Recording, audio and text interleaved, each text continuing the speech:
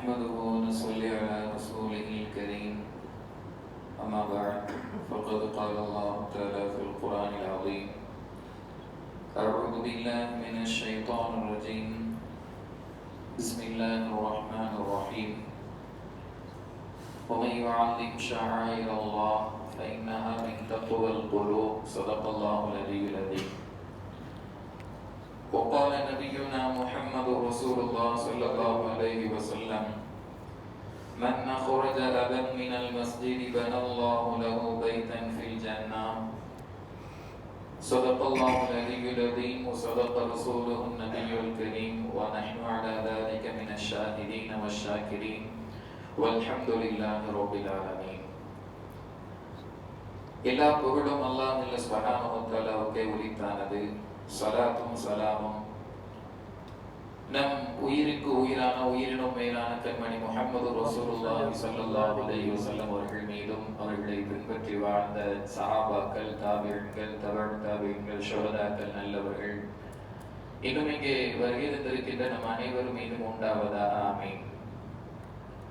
ஆரம்பத்தில் நாம் ஓதிய வசனம், அல்லாஹ்வுடைய அடையாளங்களை யார் கண்ணியப்படுத்துகிறாரோ அதனுடைய கண்ணியத்தை காப்பதற்காக முயற்சி செய்கிறாரோ அப்படி முயல்வது என்பது உள்ளத்தில் ஈமான் இருக்கிறது என்பதனுடைய அடையாளம் என்கிற கருத்தை எடுத்து சொல்லக்கூடிய திருக்குர்ஆனுடைய வசனம். பள்ளிவாசல்கள் என்பது அல்லாஹ்வினுடைய இறை இல்லங்கள். முழுக்க முழுக்க பள்ளிவாசல்கள் அல்லாஹ்வுக்காக திருப்தியை பெற்றுத் தரக்கூடிய நல்லமல்கள் புரியக்கூடிய ஸ்தலங்களாக, இடங்களாக இருக்க வேண்டும் என்பதை இஸ்லாம் வலியுறுத்துகிற ஒரு விஷயமாக இருக்கிறது.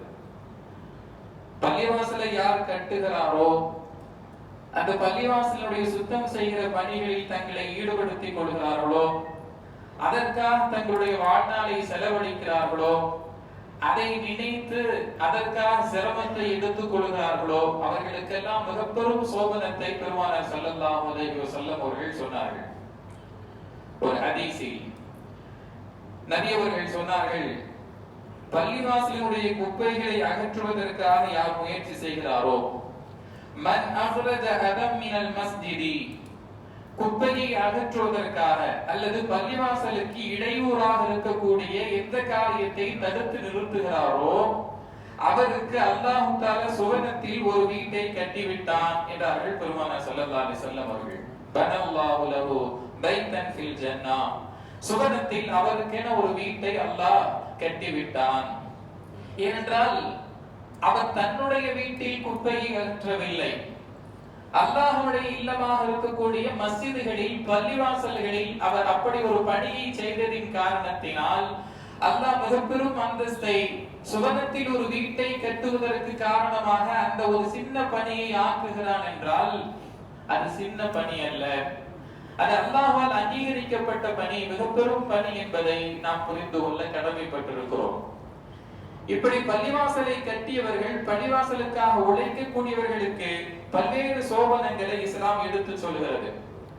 குப்பையை அகற்றிய, நாள்தோறும் வந்து சுத்தம் செய்கிற அந்த பெண்மணியினுடைய இறப்பை குறித்து ஏன் என்னிடம் நீங்கள் சொல்லவில்லை என்று அடக்க ஸ்தலத்தை கடந்து போகிற போது அவர்களுடைய பெயர் குறித்து, அன்னார் யார் என்பதை குறித்து கேட்கிற போது சஹாபாக்கள், சாதாரண ஒரு சுத்தம் செய்கிற பெண்மணி, அதனால உங்களுக்கு செய்திகள் வந்திருக்காமல் இருக்கலாம் என்று சொல்கிற போது நபி அவர்கள் அப்போதுதான் சஹாபாக்களை நிற்க வைத்தார்கள். காயிப் ஜனாஸா, அடக்கம் செய்யப்பட்டதற்கு பிறகு நபிகள் நாயகம் ஸல்லல்லாஹு அலைஹி வஸல்லம் அவர்கள் தொழ வைத்தார்கள்.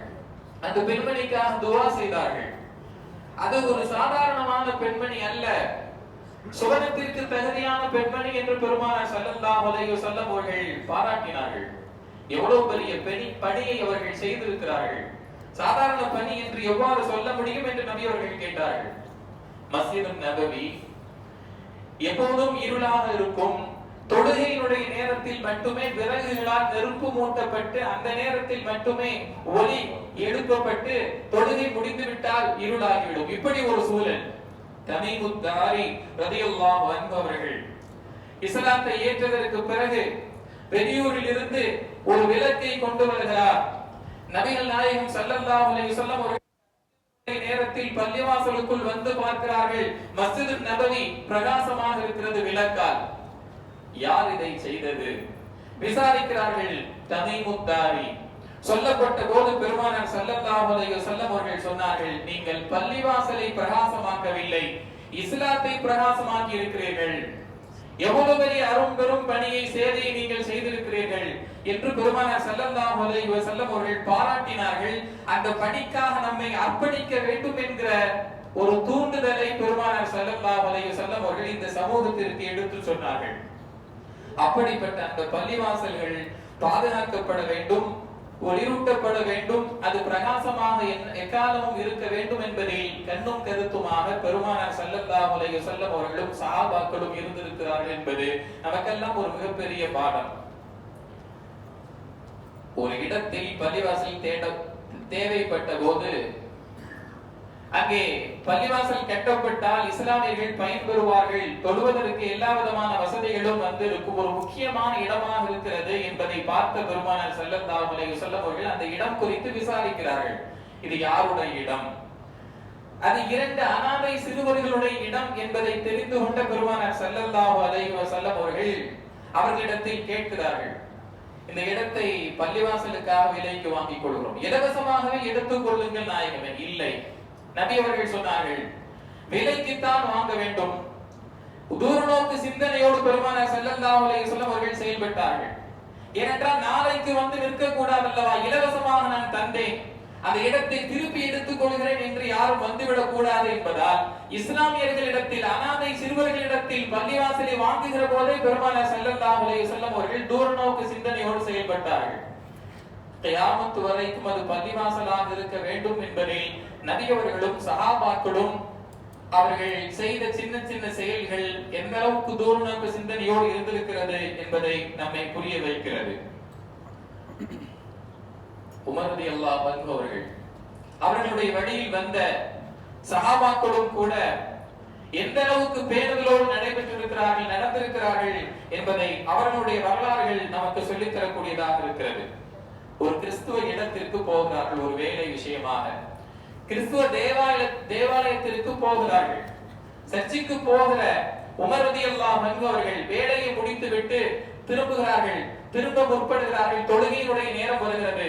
பாதிரியார்கள் சொல்கிறார்கள், கிறிஸ்தவர்கள், இங்கே நீங்கள் தொழுது கொள்ளுங்களேன்.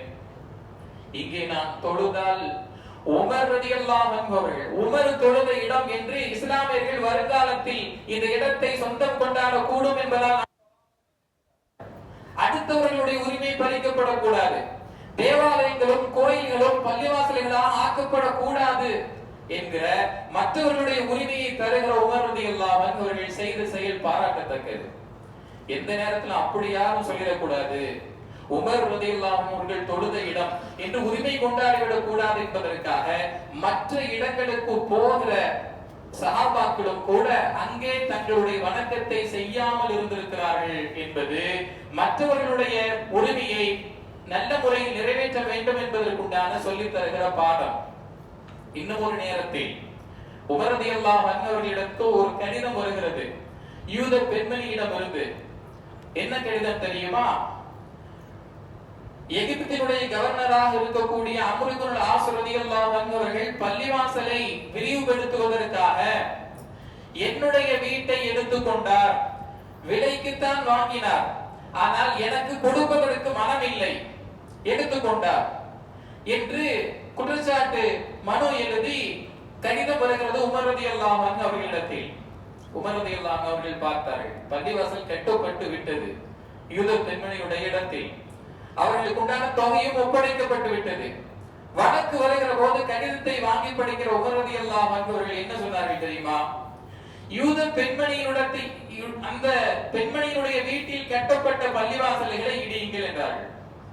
மற்றவர்களுடைய தனிப்பட்ட இடத்தில், மற்றவர்களுடைய உரிமையை பறிக்கிற இடத்தில் ஒரு பள்ளிவாசல் கட்டப்பட்டதாக வரலாறு சொல்ல, அந்த பகுதியில் இருக்கக்கூடிய பள்ளிவாசலை இடித்து விட்டு ஏற்கனவே எந்த அளவில் இருந்ததோ அதே இடத்தில் தான் தொழுகை நடத்தப்பட வேண்டும் என்று எகிப்தினுடைய கவர்னராக இருந்த அம்ர் இப்னு ஆஸ் ரலியல்லாஹு அன்ஹு அவர்களுக்கு பெருமானார் ஸல்லல்லாஹு அலைஹி வஸல்லம் அவருடைய வழியில் வந்த உமர் ரலியல்லாஹு அன்ஹு அவர்கள் கட்டளையிட்டார்கள் என்று பார்க்கிறோம்.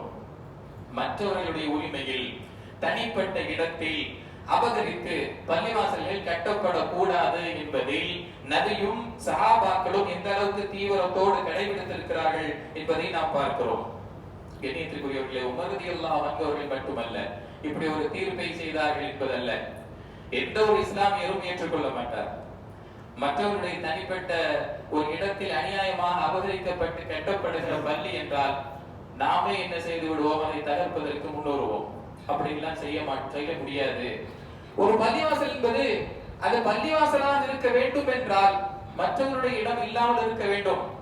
அது மற்றவர்களுடைய வணக்க ஸ்தலங்கள் இல்லாமல் இருக்க வேண்டும். மற்றவருடைய உரிமைகளை பறித்து கட்டப்படாததாக இருக்க வேண்டும் என்பது அடிப்படையான ஒன்று, எல்லா முஸ்லிம்களும் தெரிந்த ஒன்று. ஹலாலான வழி இல்லாமல் ஹராமான தடுக்கப்பட்ட வழியில் சம்பாதிக்கப்பட்ட பொருளில் கூட பள்ளிவாசல் கட்டப்பட அப்படிலாம் கட்டப்படக்கூடாது. ஏன்னா அது ஒரு மஸ்ஜித், அது அல்லாஹ்வுடைய வீடு. அதில் கட்டப்படுகிற பொருளாதாரம் என்பது சுத்தமாக இருக்க வேண்டும் என்பதை இஸ்லாமியர்கள் எல்லோருமே நல்ல முறையில் புரிந்திருக்கிறார்கள். எனவே எந்த ஒரு நிலத்தையும் அபகரித்து பள்ளிவாசல் கட்டப்படக்கூடாது. அப்படி கட்டப்பட்டால் நாமே என்ன செய்வோம், சேர்ந்து அதை எதிர்ப்போம். இல்ல அது செய்யக்கூடாது, மற்றவர்களுடைய உரிமை அது என்று ஒரு உமர் அல்ல, எல்லோரும் சேர்ந்து எதிர்ப்போம். இன்னைக்கு கடைசியில வந்த பிரச்சனையில கூட நீதிமன்றம் சொல்லக்கூடியது என்ன தெரியுமா, பாபர் மஸ்ஜித் உட்பட பாபர் மஸ்ஜித் இருக்கிறதே அது இஸ்லாமியருடைய வணக்கஸ்தலம் தான், அது கோயிலை இடித்து கட்டப்படவில்லை என்கிற தீர்ப்பை தான் சொல்லி இருக்கிறது.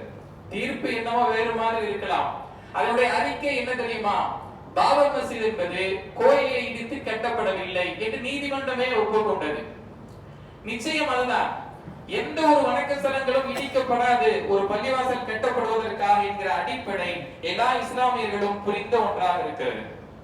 கண்ணியத்திற்குரியவர்களே, அப்படிப்பட்ட அந்த மஸ்ஜிதுகள் இருக்கிறதே, அதை பாதுகாக்கக்கூடிய பொறுப்பை அந்தந்த தலைமுறையில் வரக்கூடிய மக்களுக்கு அல்லாஹ் ஜல்ல சுப்ஹானஹு வ தஆலா தருகிறான். ஒரு சட்டம் இருக்கிறது, 1991ஆம் ஆண்டு நம்முடைய இந்தியாவில் இயற்றப்பட்டது.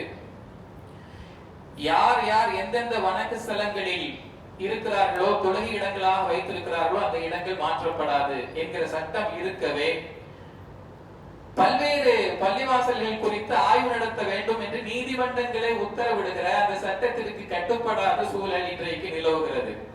இதை யாரும் கோபப்படுவதற்காக, எல்லோரும் சீறுவதற்காக, எல்லோரையும் தூண்டுவதற்காக சொல்லப்படுவதல்ல. நிலை என்ன, யதார்த்தம் என்ன, செய்திகள் என்ன என்பதை நாம் தெரிந்து கொள்ள வேண்டும். ஏனென்றால் நம்மவர்களே சில நேரம் பேசியது உண்டு, ஒரு பள்ளிவாசலுக்காக இவ்வளவு தூரம் போராடணுமா, இவ்வளவு போராடியதற்கு பிறகும் கூட இன்றைக்கு நம்மிடமிருந்து பல சொத்துக்கள் பறிக்கப்படுகிறது என்றால் நாம் வாய்மூடி அமைதி. ஒரு குழந்தை அது அடிக்கப்படுகிறது என்றால் அது பரவாயில்லை, அடிக்கப்பட்டாலும் அழக்கூடாது, எதையும் பற்றி பேசக்கூடாது என்றால் அதை எப்படி சொல்ல முடியும்? இஸ்லாமியர்களுடைய உரிமைகள் பறிக்கப்படுகிறது, நம்முடைய வீடு தனிப்பட்ட விதத்தில் பறிக்கப்படுகிறது என்றால் சரி போச்சுன்னு விட்டுறலாம். அல்லாஹ்வுடைய வீடு என்கிற போது அதோடு ஐக்கியமாக இருக்கிற, அதோடு தங்களுடைய மனதை பின்னி பிணைத்திருக்கிற இஸ்லாமியர்கள் குரல் கொடுக்க வேண்டும். அப்படி குரல் கொடுப்பதில் எந்த விதமான தவறும் இல்லை என்பதை நாம் புரிய கடமைப்பட்டிருக்கிறோம். ஒரு மாற்று மத எழுத்தாளரே எழுதுகிறார், வி.டி. ராஜசேகர் என்கிற எழுத்தாளர் எழுதுகிறார், ஒரு இஸ்லாமியர்கள் நிறைந்திருந்த நாடு, பல்வேறு அறிஞர் பெருமக்கள் பல்வேறு கிதாபுகளை எழுதிய அந்த நாட்டிலே இன்றைக்கு இஸ்லாமியர்களே இல்லை. அந்த நாட்டில் இஸ்லாமியர்கள் இல்லாமல் போனதற்கு எதிரிகள் கையாண்ட முறை என்ன தெரியுமா, மக்களுக்கு மத்தியில், இஸ்லாமியர்களுக்கு மத்தியில் பிளவுபடுத்தியது. இன்னைக்கு நம்ம சொல்லலாம் இஸ்லாத்திலே ஜாதி என்பது இல்லை என்று சொல்லலாம். ஆனால் தென்னகம் இல்லாமல் வட இந்தியாவிற்குள் போனால் அவர்கள் இந்த குடும்பத்தை சார்ந்தவர்கள், இந்த கொள்கையை சார்ந்தவர்கள், அவர்கள் பாதிக்கப்படுகிறார்கள் என்றால் அவர்கள் பார்த்துக் கொள்ளட்டும். இன்றைக்கு வரைக்கும் ஒரு தர்காவில் ஆய்வு நடத்தப்பட வேண்டும் என்று சொல்லப்படுகிறது என்றால் நம்மவர்களில் சிலரே யோசிப்பதுண்டு, தர்காவுல தானே நடத்தப்படட்டும், போனா போகட்டும் என்று நினைக்கக்கூடிய மனோநிலை என்பது என்ன காரணம் என்றால், நமக்கு மத்தியில் கொள்கை ரீதியாக நாம் பிளவுபட்டிருக்கிறோம். இந்த சிந்தனை தான் தொடர்ந்து அவர்கள் தங்களுடைய வேலைகளை செய்வதற்கு காரணமாக இருக்கிறது. எனவே அப்படிப்பட்ட சிந்தனையை நாம் நம்முடைய மனதில் இருந்தும் களைய வேண்டும். இஸ்லாமியர்கள் ஒரே குர்ஆனை வைத்திருக்கிறோம், ஒரே வேதத்தை பின்பற்றுகிறோம், ஒரே நபியை இறுதி நபியாக ஏற்று நாம் பின்பற்றிக் கொண்டிருக்கிறோம் என்று சொன்னால் ஒற்றுமையாக இருக்கிறோமா? நமக்கு மத்தியில் ஏற்றுத்தால் இல்லாமல் இருக்கிறதா? ஜாதி என்கிற பெயர் மட்டும் இல்லை, ஆனால் அவர் உயர்ந்தவர் தாழ்ந்தவர் என்கிற எண்ணம் இல்லாமல் இருக்கிறதா? கொள்கை ரீதியாக பிரியாமல் நாம் இருக்கிறோமா? அப்படி பிரிந்திருக்கிறோம், கருத்து வேறுபாடுகள் இருக்கிறது என்பது வேறு. ஆனால் தங்களுக்கு மத்தியில் 1000 கருத்து வேறுபாடுகள் வந்தாலும் தங்களுக்கான உரிமைகளை கேட்டு பெறுகிற விஷயத்தில் ஒரு அணியில் நிற்க வேண்டுமா இல்லையா? அப்படிப்பட்ட விதத்தில் தவறியதின் காரணத்தினால்தான் ஒரு இஸ்லாமியர்கள் அதிகம் இருந்த அந்த நாட்டிலே அந்த நாட்டை நாம் இழந்தோம். இன்றைக்கு அதே பாணியை தான் கையில் எடுத்திருக்கிறார்கள். எனவே அந்த விஷயத்தில் கவனத்தோடு இருக்க வேண்டும் என்று ஒரு மாற்று மத சகோதரர் இஸ்லாமியர்களுக்கு அறிவுரை சொல்லுவது என்பது மிகவும் யதார்த்தமான ஒரு விஷயமாக இருக்கிறது. கண்ணியத்திற்குரியவர்களே, அதுபோல் பள்ளிவாசலுக்காக பேசுகிற நாம் தொழுகைகளில் கவனம் செலுத்த வேண்டும். பள்ளிவாசல் திறந்திருக்கிற போது பள்ளிவாசலுக்குள் வர வேண்டும், தொழ வேண்டும். நபிகள் நாயகம் ஸல்லல்லாஹு அலைஹி வஸல்லம் அவர்கள் ஜமாத் தொழுகை நடக்கிற போது நான் வீட்டிற்கு வந்து எல்லோரையும் பள்ளிக்கு அழைக்க வேண்டும், அவருடைய வீட்டை எரிக்க வேண்டும் என்றெல்லாம் பேசி இருக்கிறார்கள் என்றால் அதனுடைய வீரியம் என்ன என்பதை நம்மால் புரிந்து கொள்ள முடிகிறது. பள்ளிவாசல் திறக்கப்படுவதும் கட்டப்படுவதும் மட்டும் நோக்கம் அல்ல, அது பிரகாசமாக இருப்பது மட்டும் நோக்கம் அல்ல, அமல்களால் சிறக்க வேண்டும் அல்லவா? தொழுகைகள் முக்கியமாக பரதான தொழுகை நம்மால் நிறைவேற்றப்படுகிற போது அந்த பள்ளி என்பது கடைசி வரைக்கும் பாதுகாக்கப்படும் என்பதில் சந்தேகம் இல்லை. அல்லாஹ் ஜல்ல சுப்ஹானஹு வ தஆலா இந்த பள்ளிவாசல்களுக்காக நம்முடைய பணிகளை செய்யக்கூடிய நல்லவர்களாக நம் அனைவரையும் ஆக்கியருள் புரிவானாக. வாஹிரு தஅவானா அல்ஹம்துலில்லாஹி ரப்பில் ஆலமீன். அஸ்ஸலாமு அலைக்கும் வ ரஹ்மத்துல்லாஹி வ பரகாத்துஹு. Dear brothers, a masjid is more than just a building. It is the heart of the Muslim community.